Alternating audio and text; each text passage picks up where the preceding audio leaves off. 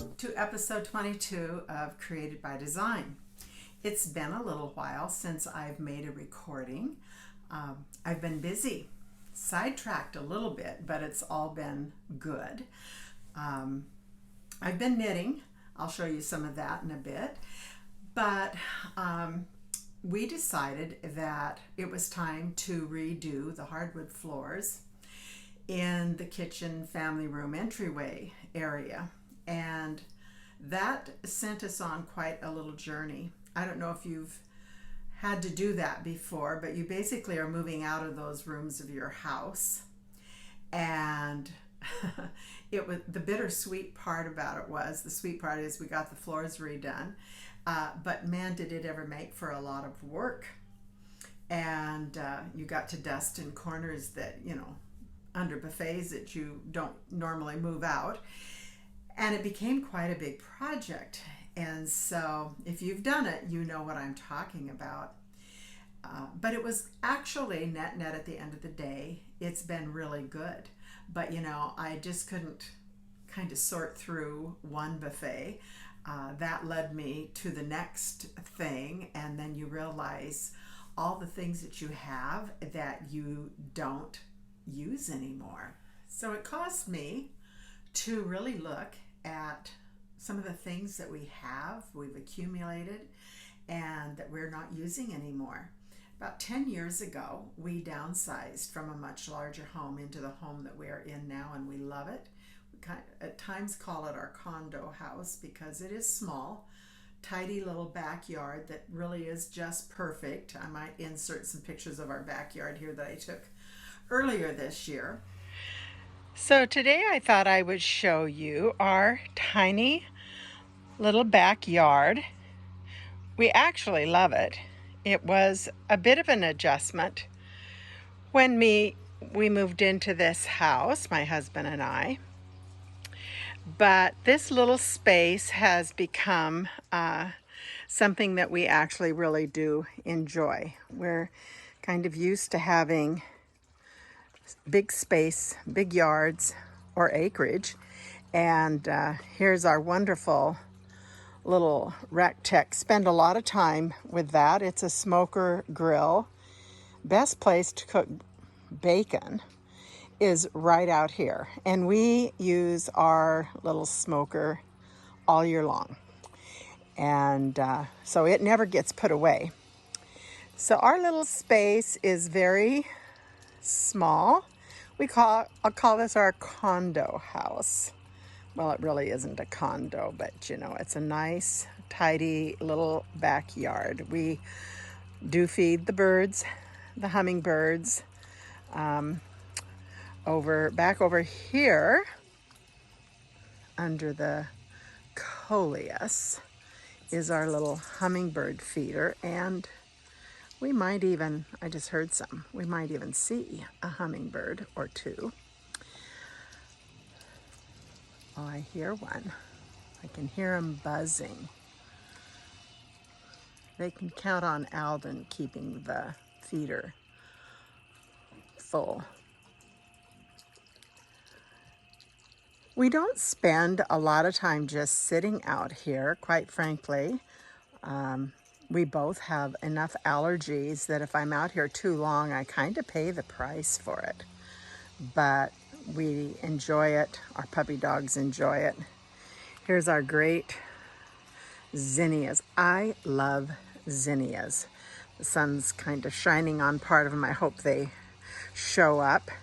Everything around here that's growing, pretty much anything new, is in a pot.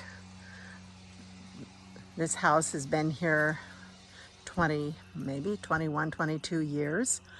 And the ground where all of the trees and ground covering is so hard. There's no digging. So we do everything in pots nowadays. My succulents will be going into the house here pretty soon. But in the midst of the succulents, there is a volunteer tomato that decided to grow this year, and I just let it grow. It has become our Jack and the Beanstalk See if you can get a better picture of the fact that tomato plant, it has totally encompassed the little planter where the succulents are. It put on some blossoms. Down here we have some blossoms, but I don't see any tomatoes. So I think maybe the bees haven't found it.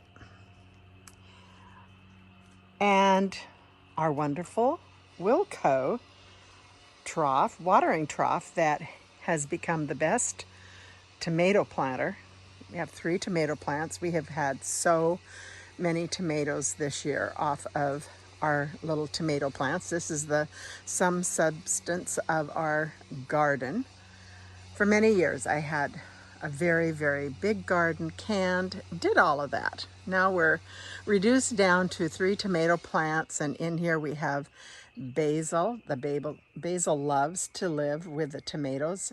I didn't know that till this year, and my basil has done very well. In years past, little bugs have found my basil. Well, the tomatoes seem to keep the bugs away, and we have one nice big tomato yet ripening up there, and lots of little cherry tomatoes yet.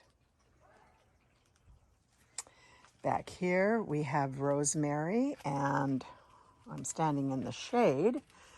There, rosemary, and I believe that's thyme.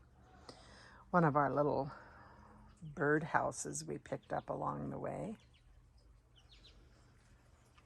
And of course the dogs love to come back here, and we know what the dogs like to do besides pick the tomatoes.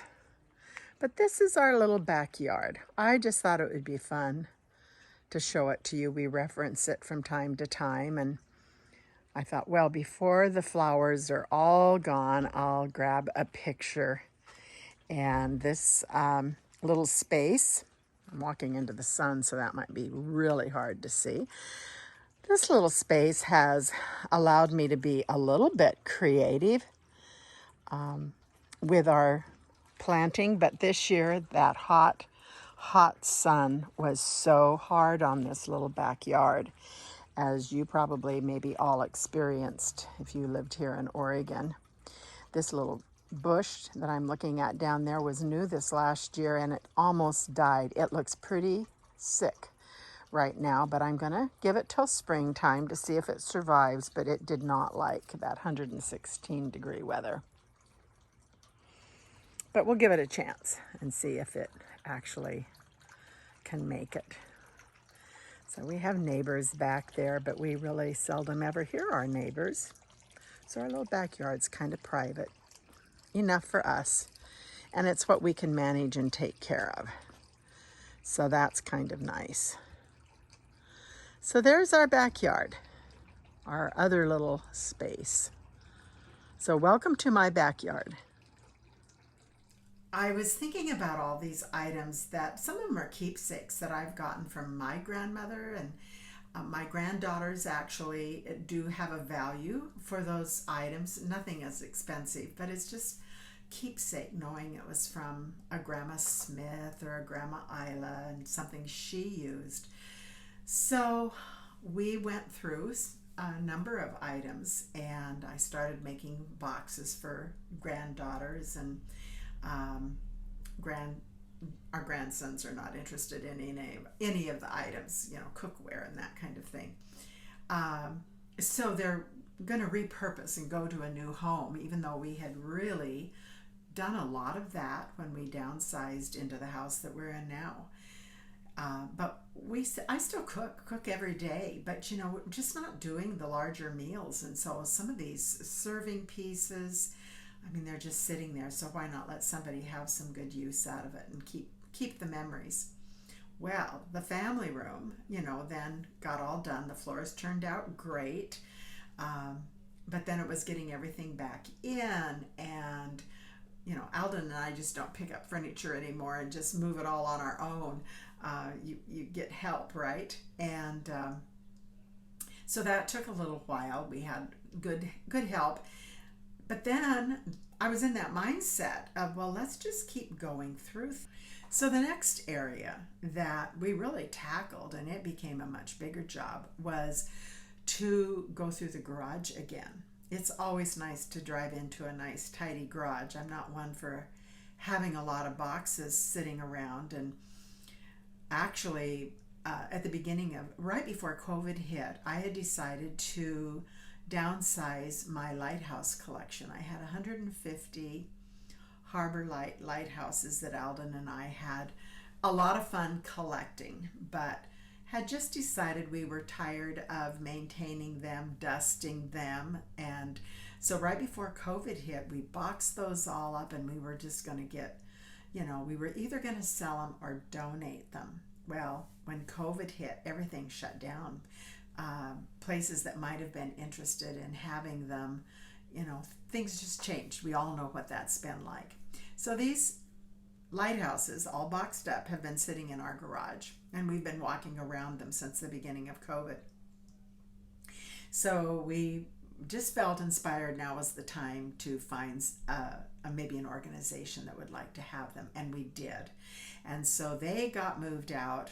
Then we could really see the boxes that we had, bins, all organized, but that were up high on the shelves in the garage, that if we wanted Christmas ornaments, you either got up on a ladder and or asked somebody to come help you get them down. Well, I just hated to be reliant upon somebody else to come and help, when what if we could get rid of some of the things in the garage and get the Christmas ornaments on the floor where they were easy for us to get to.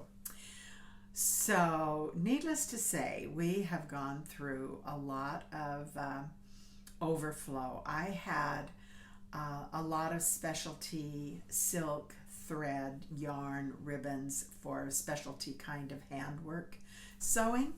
And I had a daughter that was very interested in having that. So off to her house, about 3 of those bins went, and a number of bins of just miscellaneous, still good items, but things that we just were not using, to Goodwill. A few other donated to people. And oh my goodness, that just felt so good to get that done. And I can say, as of today, we have one last little bin to deliver to Best Buy, because they will take and recycle old electronics. And so we've got one box left to take, and that has felt so good. And why am I talking about that when this is created by design? Well, I think it took a lot of creative skills, it certainly did on my part, to figure out what were we really using, why were we keeping some of the things that we were keeping, why not pass it on to other family members that could get some good out of it, might cherish it. So like I say, most of the things were from my grandma's and my dad. I mean, we had an old barometer, for instance, that in monetary value just really wasn't there, but the sentimental was. And I can remember my dad resetting this barometer every day, and he got it from one of the boat operators out of Depot Bay many years ago. And my dad so enjoyed that old barometer, and it still works. And so one of my son-in-laws wanted to have that. So, it's just a piece of my past that made me feel good that somebody still saw some value in it. And so everything found a nice home. Trust me, I still have a lot of things in my home, but not packed cabinets. It just is a season for us that felt good to kind of go through and downsize again. And I even did that in my closet and realized, I had purses that still had a lot of good in them. I'm not going to use them again, so I donated them. And it just feels so nice in this season to walk into those spaces and know that I have extra space in my house. I have space. If I bought more yarn, I could store more yarn and no one would probably even realize it. No, I'm not going to fill it up with yarn. But it just seemed to be the right season to go through things and reevaluate, and I think that does take some of the skills of being creative in our thinking of, can I get along without something? Is this just taking up unnecessary space? And I'm not a minimalist. If I want a particular kitchen tool, I'm going to have it. But, why have two? Or why have something that you're just not using anymore?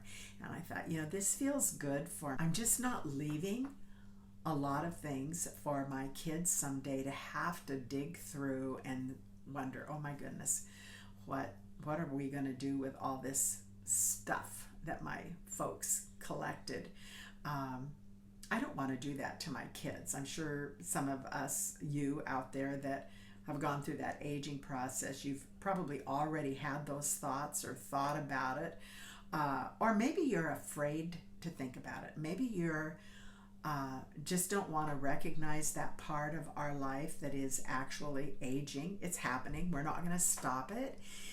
But what can we do to help maintain some just having a decision in what is happening and not leaving a big burden for our children? I remember my mom and dad, some of you remember my mom and dad, Isla and Eldon Sams. Well, they were rock hounds, and my dad and mom had traveled many places in the United States and always gathered up rocks. And they cut them and polished them and did all kinds of things with them. And but oh my goodness, on their property they had, I don't know, maybe an acre of property up in the Columbia Gorge. And my dad had his rocks all sorted, but he gathered so many he couldn't just keep them in bins inside the garage anymore. So there were mounds of some rocks outside, and those mounds kind of kept growing and over the years, and they meant something to him, but I didn't know one good rock from another one. And I used to tease him because they would go and pay somebody digging rights to go on their property and dig for certain rocks. And there's actually a business in that. And so I would tease my dad and say, someday when you're gone, we're just going to bulldoze all these rocks into this ground here, and we'll sell selling rights for people to come and dig them back up. I think he thought I might really do that. So before they sold their house, he sold all those rocks. So we wouldn't have to bury his precious rocks and maybe not appreciate, the value of something. And so I've always kind of remembered that, he did the right thing. He took care of those rocks, and he saw that they went to people that appreciated them or knew what their value was. And so he didn't want to leave that for my sister and I to have to figure out what in the world are we going to do with all these mounds of rock. I think about that when I look around and see, when we start accumulating things, and how do we make that transition time for our family of not having a lot of stuff that they have to deal with, because someday, we're all going to not be here on this earth, and what are we leaving behind? And I just for some, you may not like this subject, but it's a reality. And if you're close to my age or older, you've thought about it. Maybe you've already made some decisions, and there's all kinds of things we can do. We can leave notes on certain items in our home if we want them to go, to a certain person, child, or friend. And I've done some of that too, but a lot of it I've passed on to my grandkids, and there's certainly enough more that they will still have some things to go through. But it just, for me, felt good to get that project done, and it's wonderful to drive into our garage and you have a lot of space. Everything has a place, and it's organized, and that's the season we've been in. So consequently, I haven't been making videos. I've been working on all of that. So now my head is kind of transitioned back around, and I thought, well, I'm going to share with you just what I've been going through. And of course, I've still been knitting. You probably saw this little project. I made a squirrel, and the squirrel, he's got quite a little tail on him. And I actually started knitting this, well, I made this sweater completely on this little fox. This is the fox, this is the squirrel. And I realized after I got this sweater made, it was too long. Mr. Squirrel's tail comes up higher.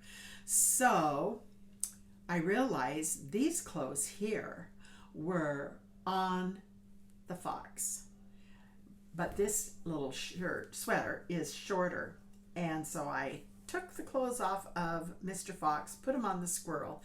So now I'm in the process of redressing the fox. And so I need to make pants and shoes for the fox, but that's where I am with my critters. He needs to have some little shoes made for his feet, and I don't know what all else. Maybe I'll make him a little winter cap to go with his little Fair Isle sweater. But they're kind of fun. So that I've worked on those. The other thing, maybe you saw that I posted on the site, I had made this scarf, actually knitted it over a year ago, but I had not blocked it. And I got it out and I blocked it the other day. And I'm super happy with how it came out. This is all knitted with cobweb. Very, very fine. It's all wool, but oh my goodness, it's so soft and just turned out really, really nice. And I'm actually donating this. I give some items every year to women's rehab, where it's women getting back on their feet.